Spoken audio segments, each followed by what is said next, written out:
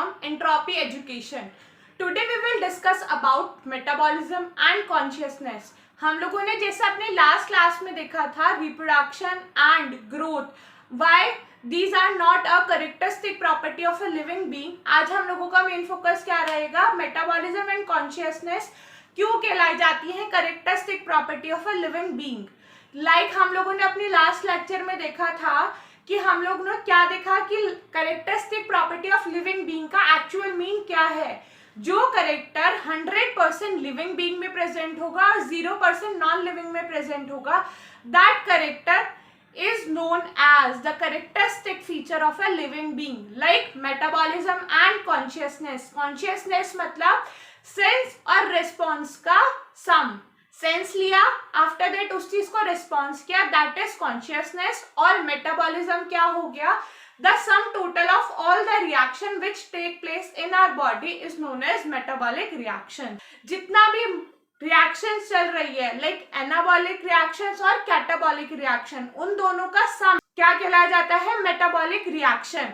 हम लोगों ने अपनी लास्ट वाली वीडियो में क्या क्या देखा कि ग्रोथ और रिप्रोडक्शन को हम लोग क्यों नहीं कंसिडर करते as a characteristic property of a living being, क्योंकि वो नॉन लिविंग में भी प्रेजेंट है और लिविंग में भी. और क्राइटेरिया क्या है? जो करेक्टर 100% लिविंग बीइंग में प्रेजेंट हो, उस करेक्टर को हम क्या करेंगे? Characteristic property of a living being, like metabolism and consciousness. आज हम लोगों का मेन फोकस इन्हीं बात पे रहने वाला है. लास्ट क्लास में मैंने आप लोगों से एक क्वेश्चन और पुटअप किया था कि ग्रोथ, सेल डिवीजन और रिप्रोडक्शन आर इंक्लूसिव करेक्टर और exclusive character in a unicellular body. और similarly question in a multicellular organism, growth, reproduction and cell division are which type of inclusive और exclusive property. आज हम लोग in terms के बारे में भी समझेंगे कि इंक्लूसिव क्या मतलब है और एक्सक्लूसिव का भी क्या मतलब है.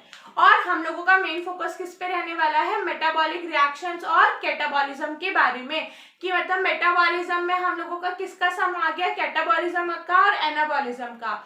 लाइक हम लोगों का मेन टॉपिक यही है about metabolism and consciousness. Metabolism को हम क्यों कंसिडर कर रहे हैं as a characteristic property of a living being? क्योंकि हम लोगों की बॉडी में रिएक्शंस चलती ही रहनी है. देयर इज नो वे कि वो नॉन लिविंग में भी हो जाए. अब मैं अपने पास एक ब्लॉक रखूं, ये तो नहीं होगा ना कि उसके अंदर कोई केमिकल रिएक्शन चलने लगेगी, तब तक उस चीज से कोई चीज रिएक्ट नहीं करेगी, उस पर कोई और सब्सटेंस प्रेजेंट नहीं होगा और वो उसके साथ रिएक्ट नहीं करेगी, तब तक वहां पर केमिकल रिएक्शन नहीं चल सकती. बट इन माई बॉडी अगर मैं खाने को गल्फ कर रही हूँ और उसके बाद मुझे एसिमिलेशन प्रोसेस करना है, डाइजेशन प्रोसेस करना है, तो उस प्रोसेस के लिए मुझे उन चीजों को रिएक्ट कराना पड़ेगा विद जो मेरे बॉडी में केमिकल बन रहे हैं. लाइक HCl रिएक्ट करेगा, पेप्सिन रिएक्ट करेगा in our stomach, trypsin react करेगा, काइमोट्रिप्सिन रिएक्ट करेगा इन आवर स्मॉल इंटेस्टाइन. तो अलग अलग कंपोनेंट अलग अलग जगह प्रेजेंट होकर क्या कर रहे हैं? रिएक्शन कर रहे हैं. और हम लोगों की बॉडी में अलग अलग जगह अलग अलग रिएक्शन चल रही हैं. लाइक एल्वियोलाई में क्या हो रहा है? एक्सचेंज आउट हो रहा है, एनहाइड्रेस बन रहा है हम लोगों की आरबीसीज में, बाइकार्बोनेट बन रहा है हम लोगों की बॉडी में. अंदर जाकर बाइल क्या कर रहा है? फैट पे अटैक कर रहा है. अलग अलग कंपोनेंट अलग अलग चीज पे रिएक्ट कर रहे हैं. लाइक पेप्सिन किस पे कर रहा है? प्रोटीन को फॉर्मेशन, प्रोटीन को ब्रेक डाउन या प्रोटीन का फॉर्मेशन बनाने में इन आवर स्टमक वो हेल्प कर रहा है. मतलब क्या कहने का क्या मतलब है कि रिएक्शन चल रही है हम लोगों की बॉडी में, बट वो रिएक्शन नॉन लिविंग कंपोनेंट या नॉन लिविंग बॉडी पे नहीं चल सकती. That is why metabolism is known as या is under characteristic property of a living being. IVF process है. IVF प्रोसेस मतलब in vitro fertilisation. Test tube baby का formation कराया जा रहा है. सिमिलरली इन्वायरमेंट प्रोवाइड किया जा रहा है जो ह्यूमन के वॉर्म के अंदर प्रेजेंट होता है. Similarly condition, similarly temperature, similar type of reaction कहाँ पर प्रोवाइड करी जा रही है? उसको लैब में प्रोवाइड करी जा रही है ताकि एक बेबी का फॉर्म हो सके. लाइक एक सर्टेन एग या एक सर्टेन पोजीशन तक वो पहुंच सके. आफ्टर दैट उस चीज को हम लोग क्या कर देते हैं, इम्प्लांट कर देते हैं ह्यूमन के यूट्रस के अंदर, ताकि वो अपना आगे का फर्दर ग्रोथ अपना with in the human body ले सके। वो कंडीशन कब करी जाती है, या तो जो हम लोगों का मेल है वो उसका जो स्पर्म है उसके अंदर फर्टिलिटी ज्यादा ना हो, या हम लोगों के 12th में ही कंडीशन रखी जाएगी 60% के अंदर तो नॉर्मल स्पीड होनी चाहिए, बट 40% हैज विगरस मोटिलिटी। तो यही सब कंडीशन, या उसका स्पर्म काउंट इतना नहीं है कि ह्यूमन के यूट्रस के अंदर तक पहुंच जाए और वो उसको फर्टिलाइज कर दे, एग को फर्टिलाइज कर सके, या जो ह्यूमन में फीमेल है वो एग को प्रोड्यूस ना कर पाए, या एग प्रोड्यूस तो कर दे बट फेलोपियन ट्यूब से पास होकर वो यूट्रस तक ना पहुंचे। कुछ भी कंडीशन हो सकती है जिसकी वजह से आईवीएफ परफॉर्म किया जा सकता है या परफॉर्म किया जाता है। तो मेटाबॉलिक क्या है, सिमिलर टाइप ऑफ कंडीशन हम लोगों ने एग और स्पर्म को कहाँ प्रोवाइड कर दी, इन द लैब, कि वहां पर आगे का प्रोसेस हो सके, और बाकी का प्रोसेस या तो सरोगेट मदर कर ले, या अगर वो फीमेल कैपेबल है उस मतलब अपने एम्ब्रियो को कैरी करने के लिए, तो उसके ही यूट्रस में उस चीज को इम्प्लांट कर दिया जाए। तो सिमिलर टाइप ऑफ रिएक्शंस उसको प्रोवाइड हो रही है। दैट इज व्हाई मेटाबॉलिज्म किसके अंडर आ जाता है, characteristic property of a living being. Metabolism का क्या, catabolic reaction plus anabolic reactions का सम क्या है, मेटाबॉलिक रिएक्शंस, कैटाबॉलिक का और एनाबॉलिक का सम मेटाबॉलिक रिएक्शन कहलाया जाता है। ये सिमिलर लाइन आप लोगों की एनसीईआरटी में भी प्रेजेंट है, that the sum of all type of reaction which take place in our body is known as metabolism reaction, metabolic reactions. इसी वजह से क्या कहलाया जाता है, metabolism under characteristic property of a living being के अंडर रखा जाता है। ये बात हो गई हम लोगों की। अब आप मुझे, मैंने अभी आप लोगों को जस्ट सिंपल ब्लॉक का एग्जांपल दिया, तब तक उस पर कुछ चीज प्रेजेंट नहीं होगी और बाहर से कोई चीज आकर उसके साथ रिएक्ट नहीं करेगी, तब तक वहां पर रिएक्शन नहीं होने वाली है, या वहां पर कोई ब्रेक डाउन या किसी नई चीज का फॉर्मेशन नहीं होने वाला है। That is catabolism and anabolism. इसी वजह से जो मेटाबॉलिक है वो characteristic property of a living being है, वाइल नॉन लिविंग में ना प्रेजेंट है। दैट इज वाई हम लोगों ने लास्ट टाइम अपनी बात की है, जो कैरेक्टर 100% लिविंग बीइंग में और 0% नॉन लिविंग में प्रेजेंट होगा उसको हम लोग कहेंगे it is a characteristic property of a living being. तो मेटाबॉलिक क्या हो गया, कैरेक्टरिस्टिक प्रॉपर्टी लिविंग बीइंग का हो गया। That is why reproduction and growth नहीं था हम लोगों का characteristic property of a living being. हम लोगों का नेक्स्ट टर्म क्या आ गया, कॉन्शियसनेस। कॉन्शियसनेस क्यों है characteristic property of a living being. हम लोगों ने थोड़ा थोड़ा अपना जो वीडियो में स्टार्टिंग वीडियो थी हम लोगों की, मतलब हम लोगों ने इन चीजों को समराइज कर लिया था, बस हम लोगों को थोड़ा बहुत एक्सपेंड करना था। तो कॉन्शियसनेस का क्या है मतलब, सबसे पहले मतलब ही ये आ जाता है, do you understand by the word consciousness. जो आप लोगों को इसकी डेफिनेशन है वो आप लोगों को मेरी स्क्रीन पर प्रोवाइड हो जाएगी इजिली, बट अभी हम लोगों का मेन फोकस किस चीज पर है कि इसको हम लोगों ने characteristic property of a living being क्यों कंसिडर किया। इसका एक्चुअल मीन्स क्या है, सेंस प्लस रेस्पॉन्स। अगर ये दोनों फंक्शन साथ में हो रहे हैं दैट इज कॉन्शियसनेस। मैंने किसी चीज को सेंस किया तभी मैंने उस चीज को रिस्पॉन्स कर दिया, मैं लिविंग हूं।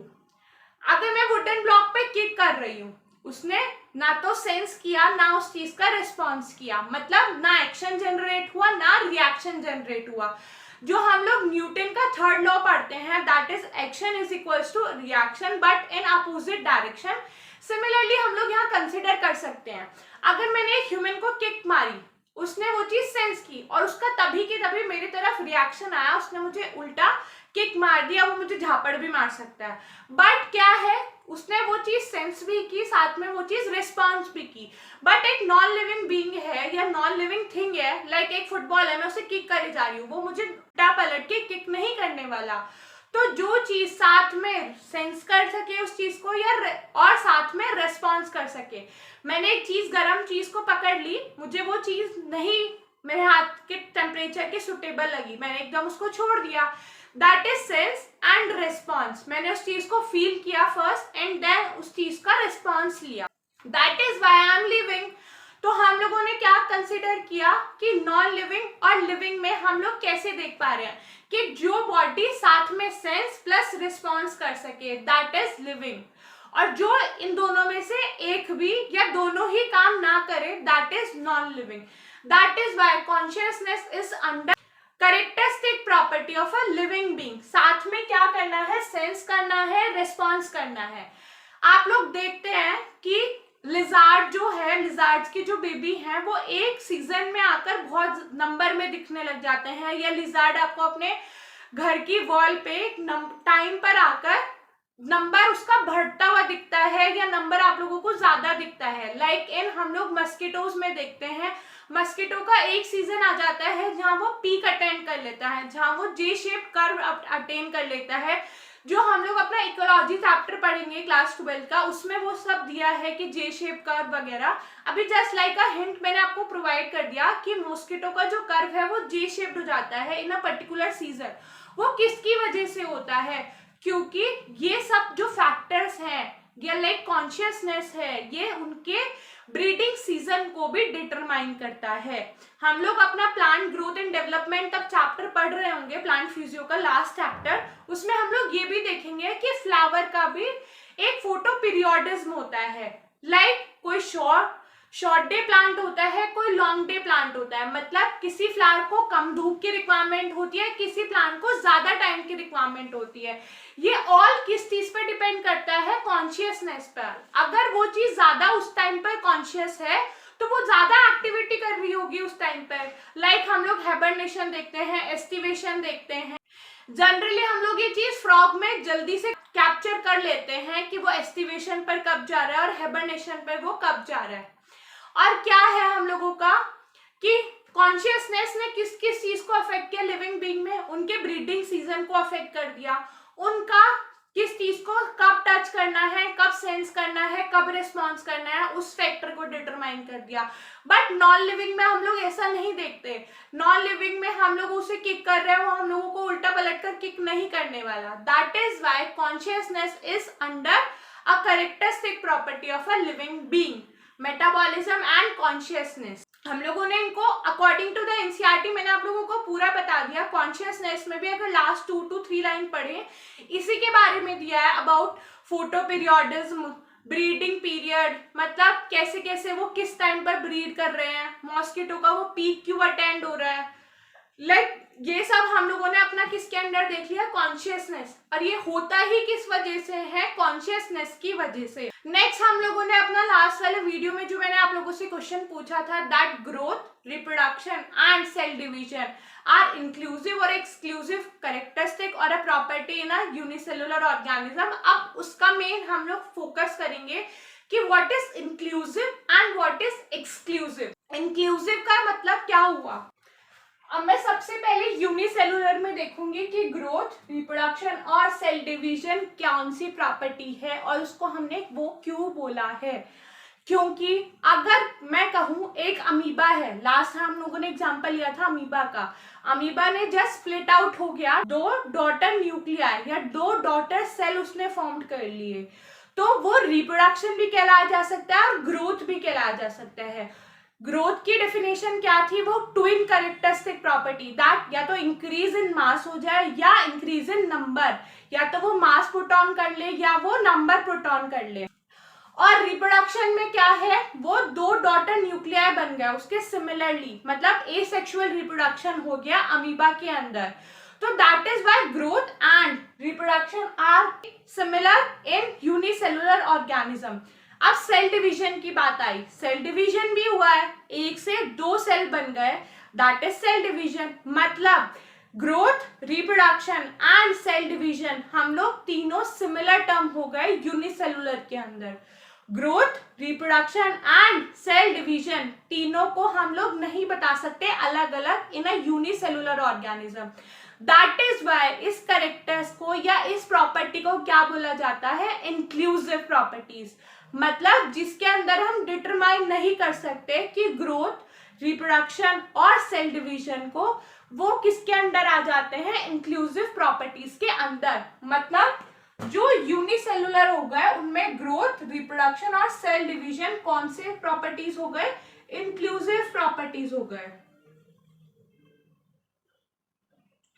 और अब हम लोग सिमिलरली मल्टी सेलुलर में अगर बात करें, ग्रोथ अलग है, रिप्रोडक्शन अलग है, सेल डिवीजन अलग है। ग्रोथ, एक मैंने हाइट अटेंड कर ली, दैट इज ग्रोथ। रिप्रोडक्शन, आगे के जो पेरेंट्स हैं वो ऑफस्प्रिंग्स या अपनी प्रोजेनी को जनरेट करें। लाइक मेरे पेरेंट्स के, हम लोग चाइल्ड हैं, तो हम लोग क्या हो गए, रिप्रोड्यूस किया हम लोगों के पेरेंट्स ने, और क्या आगे के ऑफस्प्रिंग्स प्रोड्यूस हुए। और सेल डिवीजन, मेरे कहीं टिश्यू में रप्चर आया और वहां पर सेल का न्यू फॉर्मेशन हो गया। क्या हुआ, वहां पर सेल डिवीजन हुई। आप लोग तब सेल डिवीजन वाला चैप्टर पढ़ेंगे, उसके अंदर देखेंगे कि हर्ट हम लोगों का सेल डिवीजन होता है हर्ट के अंदर। अदरवाइज क्या हो रहा होता है, हम लोगों की बॉडी में सेल डिवीजन अलग चल रहा होता है, एक सर्टेन एज पे आकर ये सब प्रोसेस रुक जाते हैं। बट तब कंडीशन नेसेसरी हो जाती है, किसी टिश्यू का रप्चर हो गया, किसी सेल का ब्रेकडाउन हो गया, तो वहां पर सेल डिवीजन चल रही होती है। तो ग्रोथ, रिप्रोडक्शन और सेल डिवीजन तीनों अलग अलग हो गए, किसमें, मल्टी सेलुलर ऑर्गेनिज्म में। दैट इज वाई ये प्रॉपर्टीज क्या कहलाई जाती हैं, एक्सक्लूसिव प्रॉपर्टीज। क्या कहलाई जाती हैं, एक्सक्लूसिव प्रॉपर्टीज। कौन कौन सी, growth, reproduction and cell division. तो आप लोगों को, आई होप आप लोगों को ये बात समझ आई होगी कि मैं क्या बताना चाह रही हूँ, इंक्लूसिव एंड एक्सक्लूसिव, जिसमें हम लोग डिफरेंशिएट ना कर पाए कि ग्रोथ, रिप्रोडक्शन और सेल डिवीजन कैसे एक दूसरे से अलग हैं, वो प्रॉपर्टी क्या हो जाती है, इंक्लूसिव प्रॉपर्टीज। और जिसमें हम लोग डिटरमाइन या डिफरेंशिएट कर लें कि ग्रोथ क्या है, रिप्रोडक्शन कैसे है और सेल डिवीजन कैसे है, उसमें क्या हो जाती हैं वे properties, exclusive properties. Like in multi cellular organism, like human beings, हम लोग डिफरेंशिएट कर पाते हैं कि ग्रोथ क्या हुआ है, रिप्रोडक्शन क्या हुआ है, सेल डिवीजन क्या हुआ है। But in a unicellular organism we cannot differentiate between growth, reproduction and cell division. amoeba ने just reproduce किया, reproduce is also similar to the growth because increase in number, because in amoeba there is an increase of number, but there is also a formation of two daughter nuclei. और cell division भी हुआ, एक से दो cell बन गई, दो cell split out हो गई, जैसे आप लोग स्क्रीन पर देख पा रहे हैं अमीबा का जस्ट सिंपली एक ब्रेकडाउन। क्या हुआ, दो डॉटर सेल बन गई और हम लोगों का सेल डिवीजन हुआ, रिप्रोडक्शन हुआ। That is why it is under inclusive properties, और मल्टी सेलुलर में वो अंडर किसके आ गए, एक्सक्लूसिव प्रॉपर्टीज के अंदर। अगली हम लोग क्लास में अपना 1.2 देखेंगे, जिसके अंदर टेक्सोनॉमी आ जाएगा, सिस्टमैटिक्स आ जाएगा, इन लोगों की, इन चीजों की डेफिनेशन आ जाएगी।